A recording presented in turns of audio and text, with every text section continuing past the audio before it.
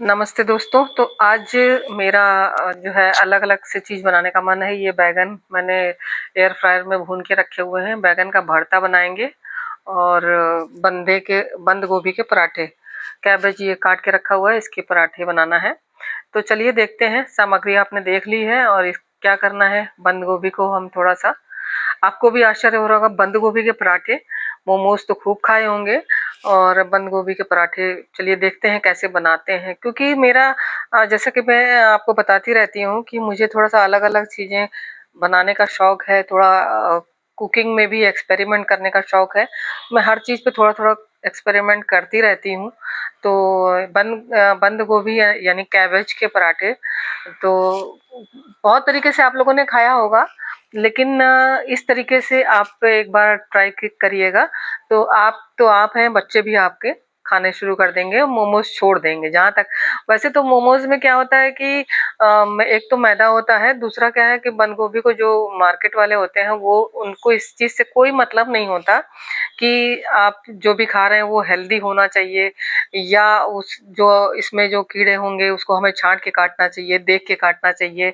इस तरीके से आजकल बहुत ज़्यादा सुनने में आ रहा है कि बंद गोभी के कीड़े जो है बच्चों के, बहुत ज़्यादा बच्चे चाउमीन है और मोमोज़ वगैरह जो खाते हैं, कभी-कभी ऐसा होता है कि कोई कीड़ा उसमें रह गया, तो वो बच्चों के दिमाग में कहीं किसी के ऐसे चढ़ जाता है जो कि हार्मफुल होता है और दिमाग में हमेशा के लिए वो फिर जाके अपनी जगह बना लेता है। फिर आप कितना भी इलाज कर लो वो निकल नहीं पाता है।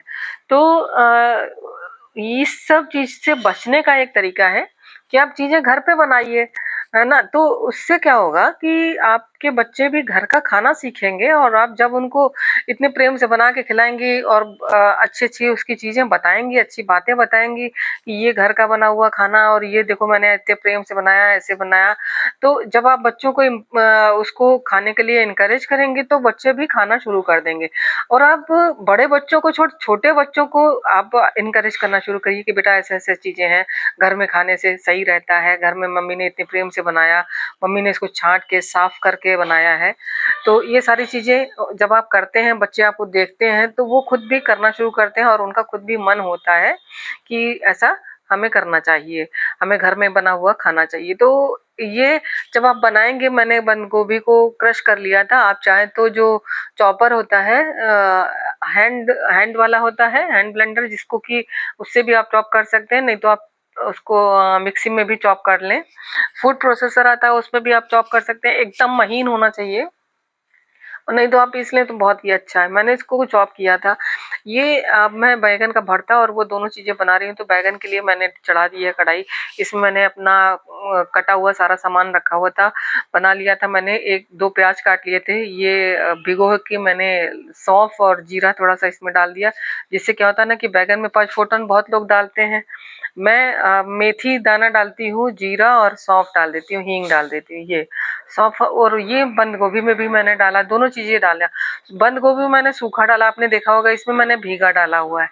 तो बंद गोभी में जो बंद गोभी का जो आप मिक्सचर बनाने जा रहे हैं, उसमें हम जीरा और सौंफ सूखा मैंने डाला है। इसको आप भुना हुआ भी इसमें डाल सकते हैं, जिससे कि टेस्ट दुगना हो जाता है, दूसरी तरीके का टेस्ट इसमें आता है। और भीगा हुआ जब इसमें डालते हैं और मेथी भी भिगा के डालें आप। और जब प्याज, लहसुन, अदरक सब चीज़ें भुन जाएँ तब आप डालें भीगी हुई चीज़ें। तो मेथी मेथी आपकी भीगी हुई होगी और जीरा भी भीगा हुआ है और सौंफ भी भीगी हुई है, तो आप भीगा हुआ डालें और हींग सूखी डाल दें। उसके बाद नमक डाल करके उसको भूनें तो जल्दी से भुन भी जाता है और पक भी जाता है। तो इसको मैंने जो बंद गोभी था ये मैंने मिक्सी में चला लिया था और एकदम महीन सा क्रश हो गया है और इसको मैंने इसमें कढ़ाई में डाल दिया है। इसको पकने देंगे थोड़ी देर के लिए, क्योंकि ये कच्चा है अभी। और अच्छी तरीके से जब पकेगा उसके बाद एक ट्रिक है जो आपको अंत में पता लगेगी कि किस तरीके से आप करें ताकि आपका पराठा बनाते समय फटे नहीं।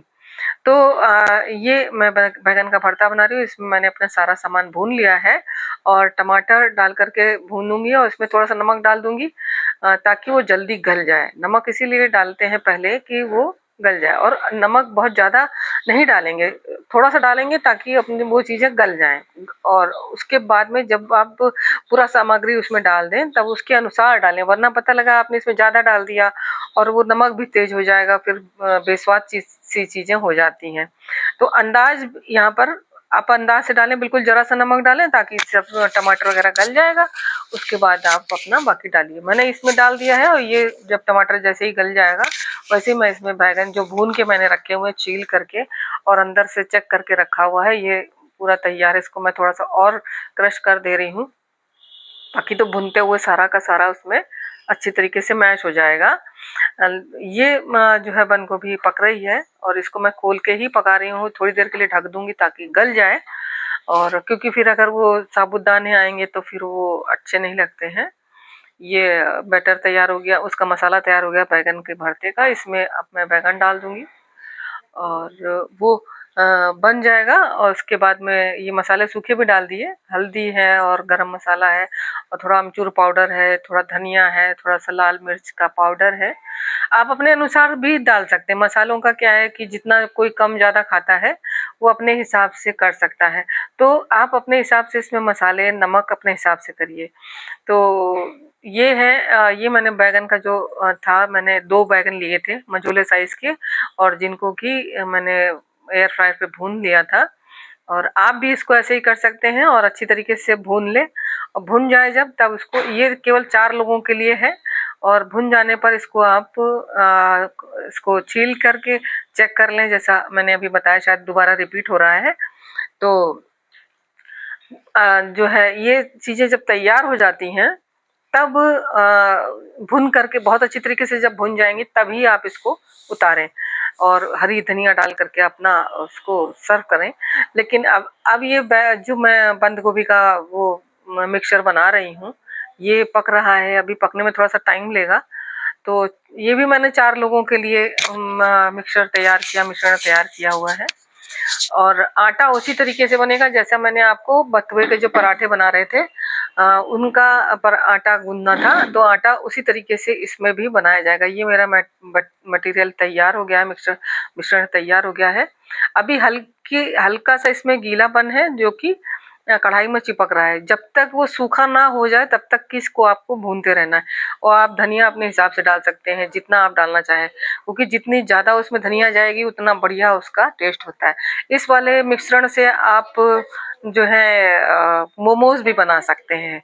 इसको आप, और आप कोशिश करिए कि गेहूँ के आटे का इस्तेमाल करें, मैदा ना यूज़ करें, क्योंकि मैदा किसी भी हाल में, मतलब वो बच्चों के लिए भी, अब बड़े बुजुर्गों के लिए भी, आपके खुद के लिए भी मैदा कहीं भी आपको हेल्पफुल नहीं है। कभी-कभार खाना एक अलग चीज़ है, लेकिन कि आप आजकल मैं देखती हूँ कि लोगों का खाना-पीना, सारी चीज़ें जो हैं बड़ा अजीब-सा है, बाहर से ही मँगा के खा लिया, चलो ऑर्डर कर लेते हैं। बच्चों को ये भी नहीं है कि ला थोड़ा-सा जल्दी से बन जाएगा, जितनी देर आने में लगता है आप ऑर्डर करते हैं, जितनी देर 15 से 20 मिनट, आधे घंटे आप वेट करते हैं, उससे कम आधे समय में आपका खाना बन जाता है।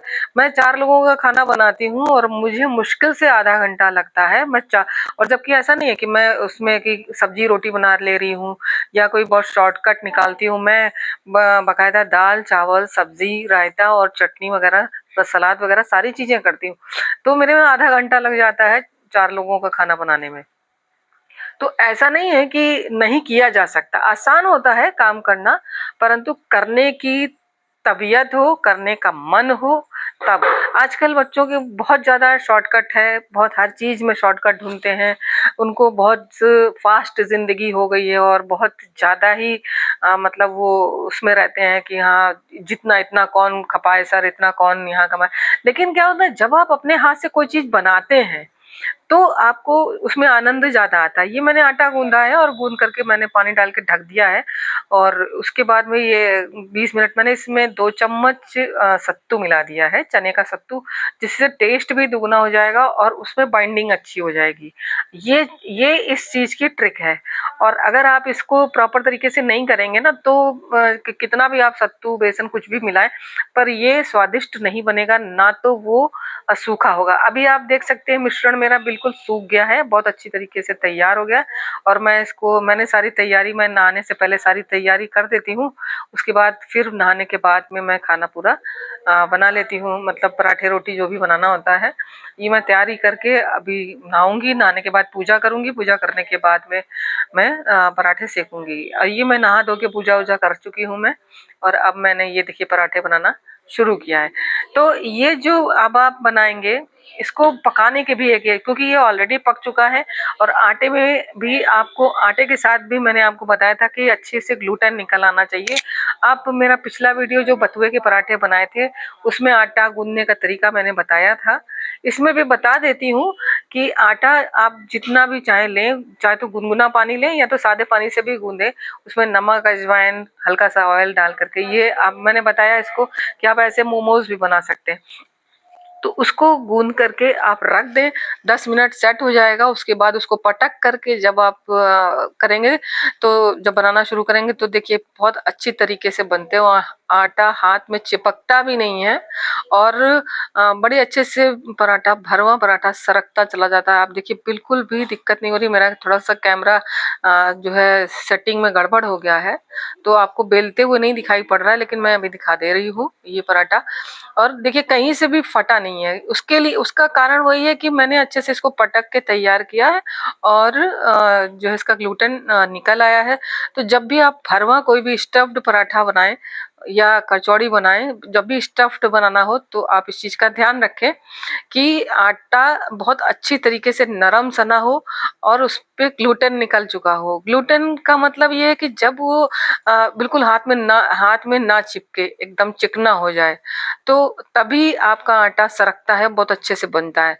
और रोटियों के लिए भी सेट किया जाता है, लेकिन उसका ग्लूटेन निकल आए ऐसा जरूरी नहीं होता है। लेकिन स्टफ्ड के लिए जरूरी होता है कि स्टफिंग भरते समय जब आटा खिंचता है तभी बहुत अच्छा बनता है। और लोग कहेंगे कि मैदे में भी तो खिंचाव होता है, मैदे की बना सकते हैं। मैदे से मैदे के जो खिंचाव होता है वो अलग होता है, वो आपके पेट में भी खिंचेगा जा करके, क्योंकि पेट को भी खींचना शुरू करेगा। ये गेहूं का जो आटा होता है उसका जो ग्लूटेन निकलता है वो एक अलग चीज होती है। तो इस चीज को आप ध्यान से बनाते समय, कुछ ट्रिक होती हैं जिनको किया जाता है, जिनको बनाया जाता है तो बहुत अच्छी चीजें बन जाती हैं। तो ये इसको धीमे आंच पर हमने सेक लिया है और काफी कुरकुरा पराठा तैयार हुआ है। आप भी बना करके खाइए और खिलाइए। मैंने इसके साथ में अमरूद की चटनी भी बनाई थी, और बना के मैं जनरली रख लेती हूँ। इस तरीके की कुछ चटनियाँ होती हैं जो मैं बना के रख लेती हूँ। इसके साथ मैंने बैगन का भरता भी बनाया था, आपके साथ अभी अभी अभी शेयर किया हुआ है। तो बैगन का भरता और ये स्टफ्ड पराठा था, और अमरूद की चटनी। ये चटनियाँ मैं, जैसे टमाटर की मैंने आपको शेयर की थी एक बार, कि मैं बना लेती हूँ, और इमली की सोट भी बना के रख लेती हूँ। तो इमली की सोट तो जनरली हम लोग रोज नहीं खाते, कभी कभार दही वड़ा वगैरह में डालना हुआ या चाट वगैरह बनाई तो उसमें डाल लिया, तो इस तरीके से हम बना लेते हैं और यूज करते हैं। तो ये सब चीजें आप बना के रखेंगे तो आपका थोड़ा समय भी बचेगा, और उसी समय जो कुछ करने की जो होती है क्षमता, वो भी थोड़ी सी समय बचेगा। ये मैं पराठा, दूसरा पराठा आपके साथ शेयर कर रही हूँ। ये ड्रम स्टिक के पत्ते, सहजन के पत्ते जिनको मोरिंगा भी बोलते हैं, उसको काट के मैंने हल्का सा भाप लगा दी थी और आटे में सान दिया है। और क्योंकि उसको भरेंगे तो अच्छे से नहीं बनेगा। इसका दूसरा तरीका एक बार मैंने आपके साथ शेयर किया था, और आटे, उसको पत्ते को पीस करके आटे में गूंद करके आप बना सकते हैं। इनके पत्तों को मैंने इसमें डाल दिया था। ये कैल्शियम रिच होते हैं और जोड़ों के लिए बहुत फायदा करते हैं, और बहुत अच्छे से सेक करके इनको बनाइए और किसी भी चीज के साथ खाइए, लोगों को खिलाइए, और अपने स्वास्थ्य को भी स्वस्थ रखिए। तो ये सारे पराठे सर्दियों में भी खाए जा सकते हैं, अच्छे मौसम में भी खाए जा सकते हैं। तो थैंक्स फॉर वॉचिंग। फिर मिलेंगे किसी नए वीडियो में, तब तक के लिए take care and bye bye. Thank you.